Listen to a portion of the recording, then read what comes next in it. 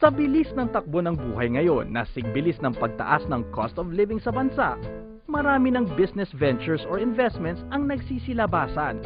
Pero alin nga ba sa mga ito ang maaaring paggugulan ng ating salapi? Bilang isang OFW, para sa akin, ang sa pamilya, magandang investment ang condominium. Mabilis mag-appraise ang value niya. Para sa akin, mas ideal yung condo. Kasi kagaya namin, nasa probinsya kami, usually kasi pag nag-college yung mga kapatid namin, doon sa Manila nag-aaral. At the same time, pag natapos na yung mga kapatid mo, pwede mo nang ibenta. Tulad ng nabanggit ng ating mga kababayan, isang profitable option na maaaring i-explore ay ang pag-invest sa isang condominium unit. Karamihan sa mga condominium ngayon, tulad ng mga naitayo ng SM Development Corporation o SMDC, ay easily accessible within the metro at malapit sa mga shopping center, eskwelahan at public transportation. Kaya naman, convenient talaga. Isa sa mga saleable naming projects are Sun Residences, which is located sa Welcome Rotonda in Quezon City. The University Belt is near there.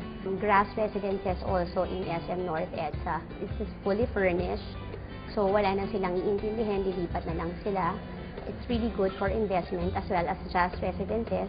It's in Makati, so it's very near the Central Business District. Napakalapit din sa mga malls, at everything is there na.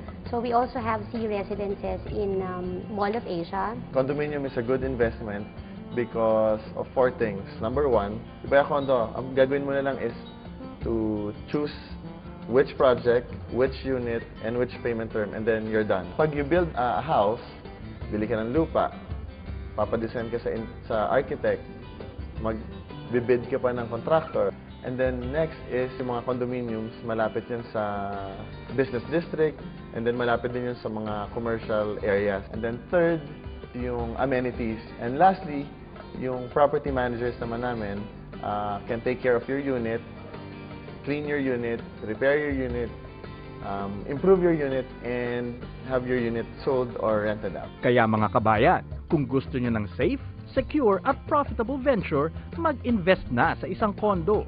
May tirahan ka na, may pagkakakitaan ka pa.